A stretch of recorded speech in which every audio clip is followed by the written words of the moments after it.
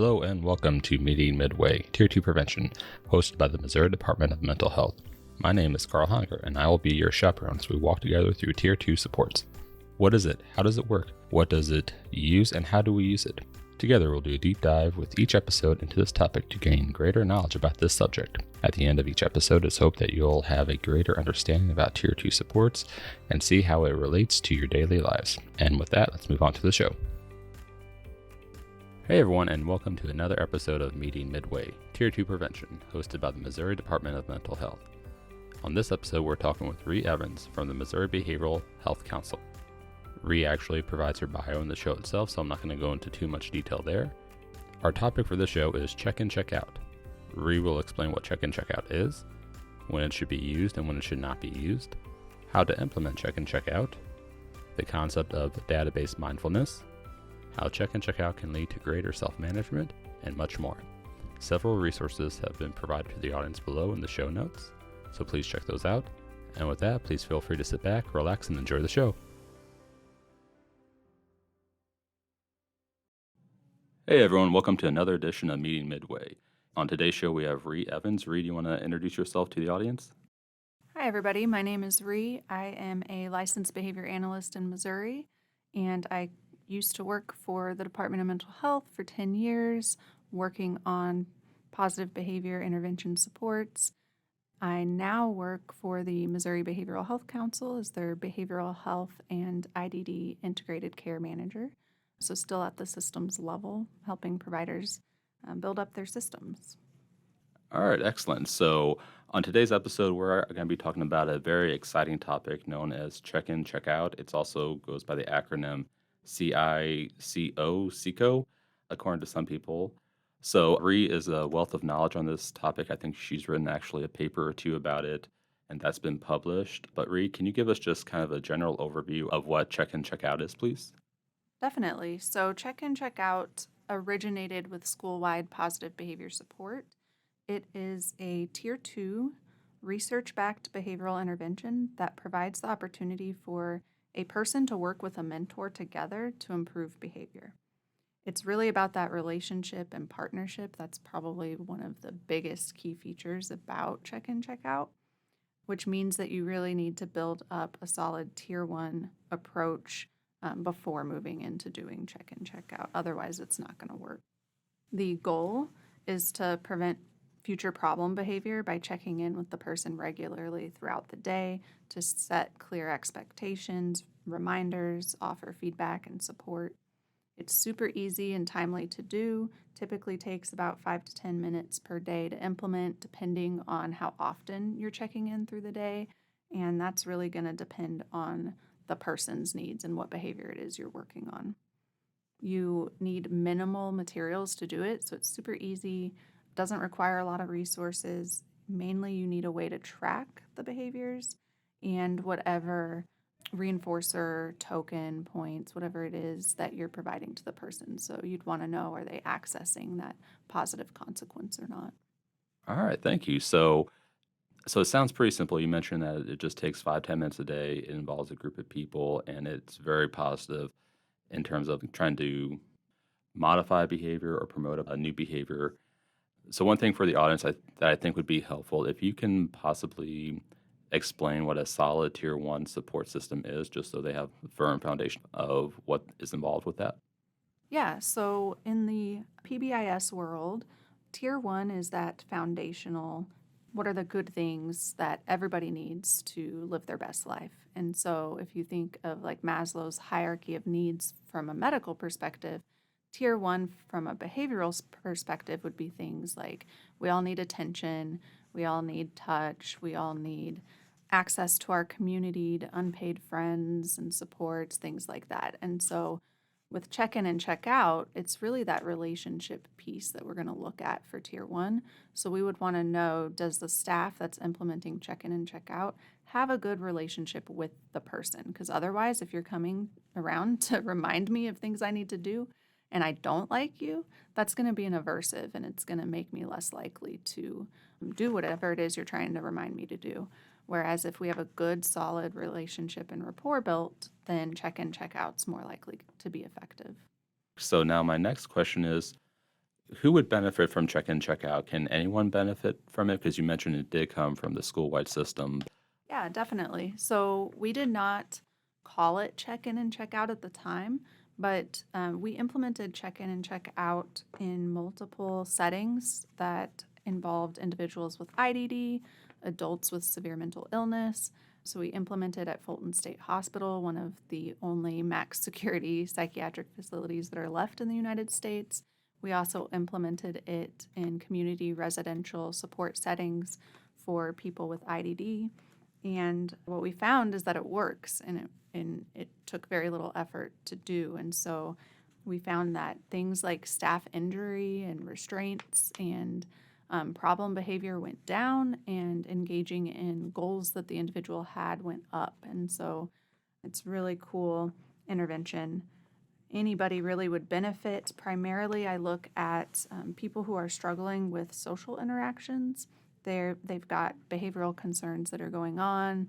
Maybe I'm tearing stuff up, threatening my roommate. It could really be anything that might need extra motivation for the person to not do or motivation for them to do. So that is some great information, and I'm sure we're going to put in the show notes because I think it was in a Mental Health Monday article that we'll pull for the audience to actually review. But can you kind of just highlight the criteria to consider when trying to implement check-in, check-out? For example, what certain circumstances would warrant check-in, check-out versus others? So, if a person is struggling with their goals or the desired behavior that they're trying to work towards, or the team's trying to help them work towards, maybe they've got low engagement with others around them, so they're keeping to themselves, staying in their room, not really talking to others. They're unable to complete their work. Maybe there's problem behavior that's happening just during certain times of the day or during certain activities. And then also think about, does this person respond well to attention? Because if not, check in, check out might not be a good intervention for them, because it does require a staff to work with them.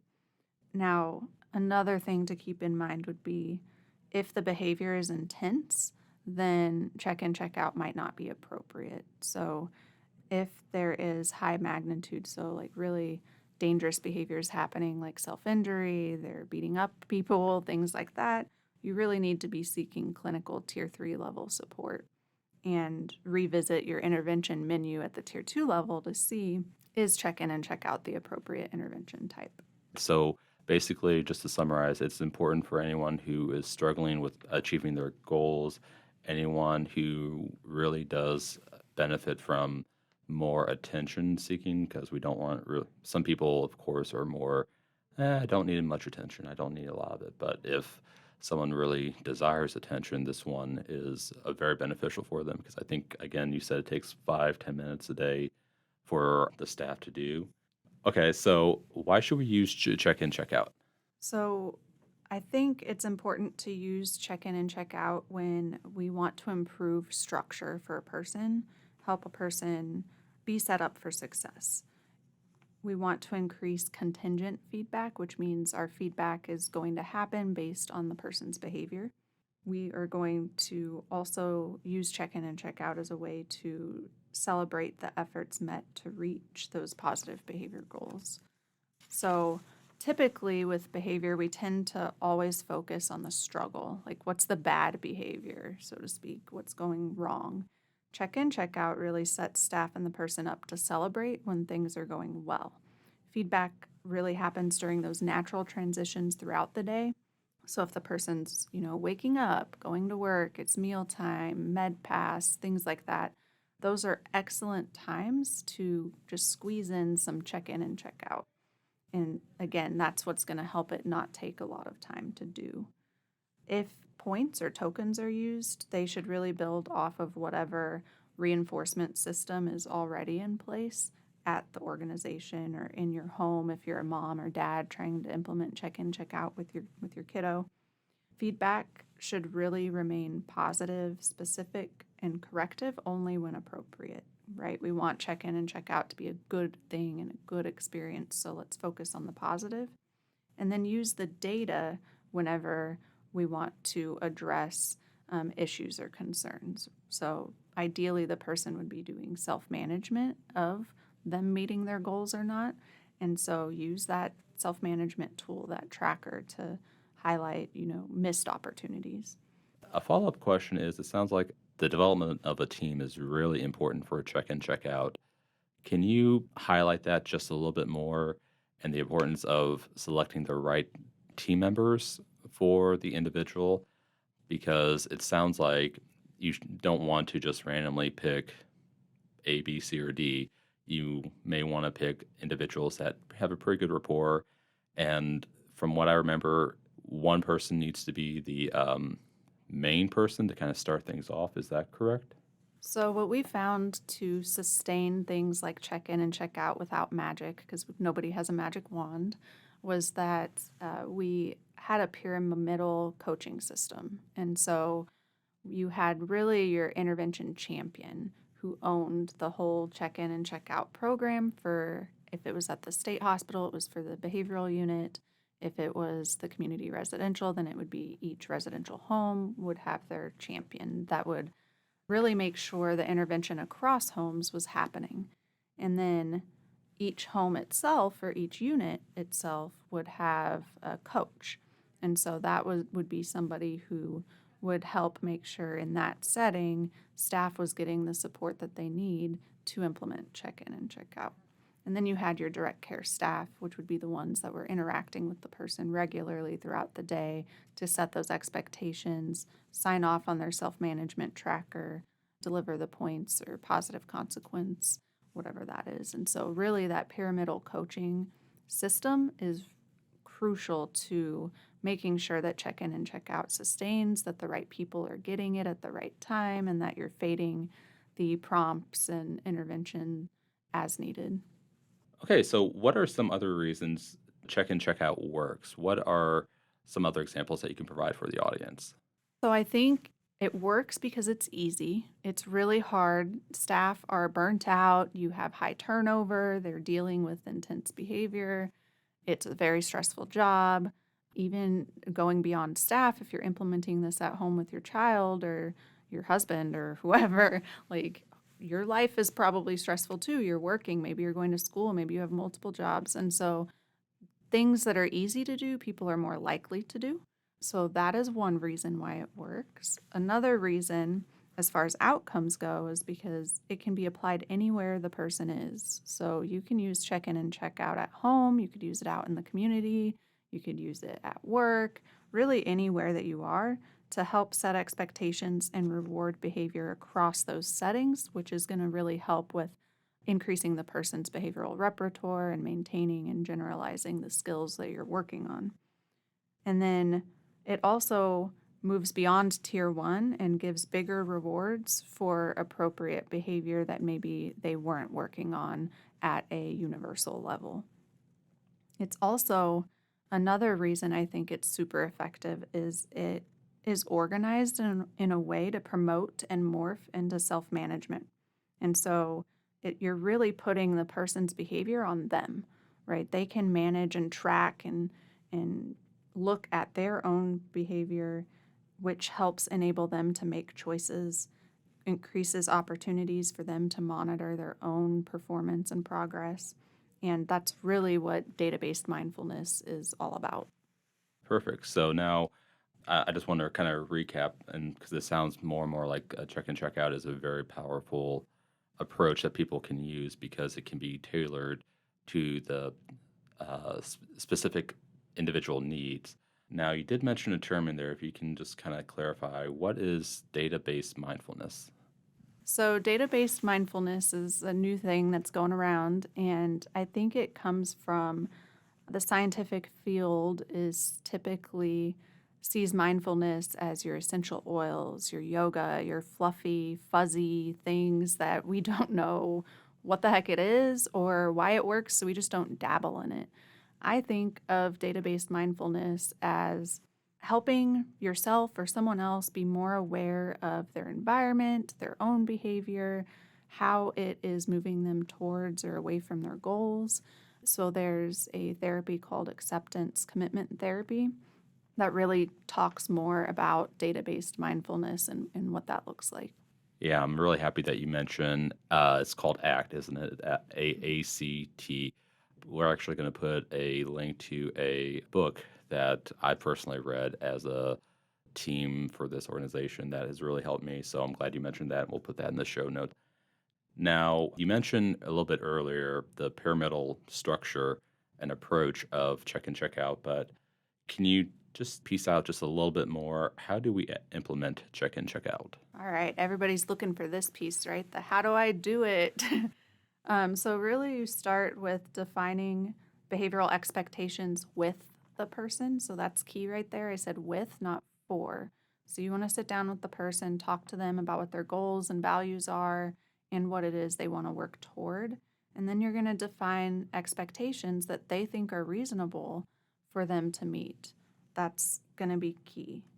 And then you're going to document on a daily progress report. Ideally, this would be something that the person keeps with them. So it's what I've used is a sheet of paper that's printed that has their expectations for the day listed out, and then staff or mom, dad, caregiver, whoever would sign off when those expectations are met.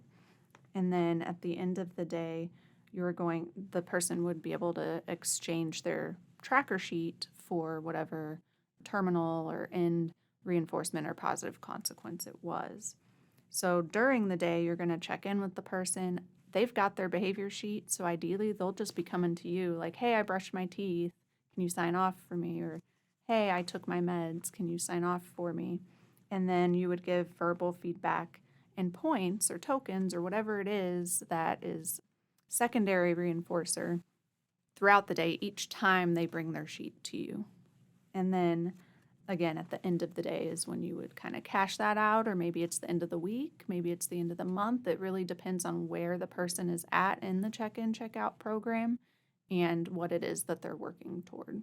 I know that Tools of Choice has a specific component of set expectations, and it sounds like check in, check out uses that a lot in terms of the form and basically making sure that it's as clearly known to the individual that this is what the expectations are for this day on that form, and you either earn, don't earn, things of that nature. Now, let's just dive into that just a little bit. How many things should be expected of the individual? Should it just be one thing so they can focus really hard on that one, or can it be multiple things in various different areas? And basically, at what point does it become too much? So I think that depends on the person and their skill level, their ability to manage their day, and then also their relationship with staff. And so if they really love their check-in, check-out staff, maybe more check-ins during the day is what they would find valuable. And so having more things on your check-in, check-out self-management sheet would be beneficial. If they're a person who's really quiet, keeping to themselves, and the goal that you're working on is engagement, maybe you start small and it's just one thing to kind of try and draw them out, and then you add and build on it as you go. So really it's going to be person-centered and about that person. I know at Fulton State Hospital, check-in, check-out was super beneficial for one of the clients I was working with. They had their self-management tracker and they wanted everything on there. They wanted, their activities that they would go to, their groups, their hygiene. They wanted everything, even though as a treatment team, we just really wanted to see them improve going to group. But it's what does the person want, right? What are their goals? And so incorporating that into it. Okay, so we have a basic structure and the overall team design and the actual implementation, the benefits, and how it works. Now, what are other things to think about when we should implement check in, check out? So I would be thinking about things like, is problem behavior a major concern? If so, you want to be seeking out that tier 3 support as well. So what are the clinical needs for the person? Do they need to have a counselor, a behavior analyst, psychiatrist? Who else from the team do we need to loop in to help meet their needs? And then think about, are staff willing to commit 5 minutes a day? I mean, it sounds like really minimal, but maybe staff are like, nope, I can't do this extra work with this person. And so, if that's the case, how are you going to get staff buy in to implement check in and check out? Because it won't work without them. I would be thinking about, do you have that pyramidal coaching system in place? Is there a team leader available to support implementation? If not, you're not ready. Are staff asking for extra help with a person?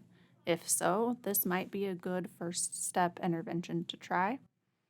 Is the person asking for extra support? Are they like, man, I really want a job, and how can I get to a place where I can get a job? That's just one example, but are they asking for extra support with something to meet their goals? If so, check in, check out might help get them there. Does the person find staff attention rewarding? Again, if so, this will work. If not, they're going to find it highly aversive because here's this person that I don't like and don't want to see more of coming to tell me what I need to do or remind me of what I need to do, or I have to go seek them out to have them sign my tracker and I don't want to see their face. So if that's the case, this is not the intervention for them. And then going back to the first thing I said to think about was problem behavior being a major concern. Is the person in crisis or not? If they are in crisis, then we need to get that stabilized and figured out first before trying something like check in and check out. And then, is there a reward system already established within the home, within the organization? And if so, that's going to be great because you're not going to have to build this whole system for one person. It's already there and you can just tap into it and build off of it versus trying to create a whole universal system for one person. And then just going back to the crisis and the major concern, I just want to be super clear that check in, check out does not replace the need for that higher level individualized support. It can work in tandem with it. So you can have a behavior analyst, a counselor, a psychiatrist, and use check in and check out. But if you have that need or you have significant problem behavior, check in, check out's not going to replace that need for additional support. So just to summarize, because you mentioned a lot there, basically staff need to just be able to commit to just 5, maybe 10 minutes a day. There should also be no major behavioral concerns. There basically no one's really in crisis. And also just thinking about the individual preference point. What do they really respond best to? Do they respond to more attention? Do they respond to rewards of certain nature? So that's all really good to really remember and keep in the back of your head when thinking about check in, check out, I think. So is there anything else? I know that was a lot, but is there anything else that the team should really consider or think about when implementing check in, check out? Yeah, so I think you can get creative. I know I've hit on the staff attention a lot because check in and check out is really designed to include that staff and person working together. But I have used check in and check out on myself. So I've had like reminders for myself on my calendar throughout the day. And if I meet my goals, then I get to reward myself with a milkshake, right? Or whatever it is that I want. Maybe it's uninterrupted Netflix show or something like that. And so you could really use it as a self-management tool as well if the person is able to do so. I'm really grateful that you brought that point because you actually have mentioned a couple of times the ultimate goal is for self-management, correct? And because I don't think the team nor the individual wants to track indefinitely until, in that sense, there has to be a certain cutoff, and should be, I would assume, and you can correct me if I'm wrong, basically once that individual has reached that goal of sustaining whatever it is that is being expected of them and that they want to work on it. Is that correct? That is correct. Yeah, so the ultimate goal is for this to sustain without the need of staff. Okay, excellent. So now, because the ultimate goal is self-management, what other plan for the future things should the audience consider or think about if they are going to implement check in, check out? Yeah, so I mentioned how I use like a calendar for myself with reminders to help get me through the day. That's my check in and check out. It's my calendar checking in with me. So you can start with staff being that prompt for the person or reminder for the person, or start with the data sheet but you can then fade that and embed other natural signals for monitoring as much as possible. So use an Outlook calendar, use a smartwatch that would just buzz for them. Things like that are super helpful when it comes to fading check-in and check-out. Again, I'm just going to keep echoing the importance of self-monitoring and self-recording, and then staff just being there to check for accuracy. So maybe it starts with staff prompting the person, and then you step down to the person seeking staff for a signature or sign off that, hey, I did this, give me some praise. And then maybe you move toward they're just self-recording on their own. They aren't checking in with staff, and then staff check in for accuracy later on at the end of the day, end of the week, end of the month, depends on the person and where they're at.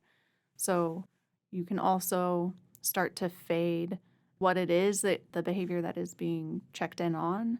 So fewer checkpoints during the day or fewer behaviors that are happening. Those are things to just keep in mind when planning for the future. Okay, so basically, instead of going from 5 checkpoints during the day, maybe going down to 3 and then slowly down to just 1 check-in during the day or something like that. Is that correct? Yeah, that's correct. So starting out with more frequent check-ins because you want higher and more often accesses to staff attention or to points or whatever reinforcer it is the person's working toward to get them hyped up about the intervention and the program, and then start to fade it as they're accessing that. Now, I only have just 2 more questions. We're going to dive, for the second to last one here, we're going to dive into the report itself because you mentioned that the little sheet or scorecard should follow them throughout the day, of course, and the importance of positive, corrective, and encouraging feedback is really critical. But can you kind of dig into maybe what a scorecard should look like? And we'll throw an example on the show notes as well from the DMH webpage that we have. But maybe just dive in and pick that apart just a little bit so the audience can understand it when they do access that visual aid there. Yeah, so I like to keep it simple and really have like a couple columns. One would have whatever the expectation is, what's the person working on. And so maybe it's their schedule for the day. For like that guy that I was telling you about, really wanted everything on his scorecard. So really for him, it looked like time of day, activity he should be doing, and then a block for staff to sign. And then at the top, it had like behaviors to avoid or behaviors to focus on for that day. And so for him, it was keeping hands to self because he really liked to go around and punch other people in the face. So I kept my hands to myself, and staff would sign off for the day on that one, but then everything else was broken up by the hour. And then on the bottom, we would have spot for reflection where they could write down one thing I did well today was kept my hands to myself. Something I will work on tomorrow is going to group. And so really focusing rather than on what bad behavior happened, instead you're focusing on I did this really well and this is what I want to do better. Okay, and in my mind, that comes back to the database mindfulness with the use of that scorecard, basically just doing a self-monitoring reflection, as you put a reflection on how your day went and what you did really well on, maybe what you can work on a little bit better in tomorrow. I think that's really important for all of us to do every once in a while just to grow and better ourselves. So my last question is, are there any resources? Of course, there's going to be stuff on the DMH webpage, but do you have any recommendations for any outside resources that the audience can explore and maybe share with them if possible?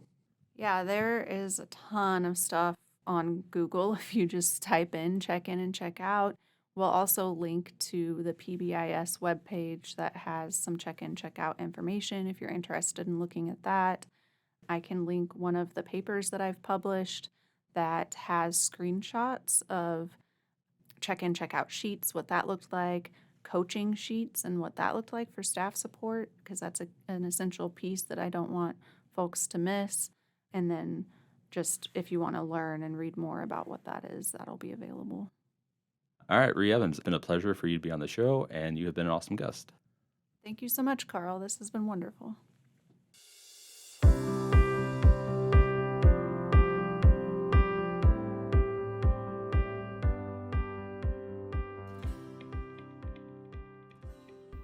Hey everyone, this concludes our show. Thank you for stopping by to learn more about Tier 2 supports and taking a deep dive into this topic with me. If you enjoyed the show, learned something, or perhaps feeling generous, please feel free to hit the like and subscribe feature to receive additional information on shows as they come out in the near future. And with that, please remember to be hopeful, bold, and adventurous in all that you do. Take care, everyone. Bye.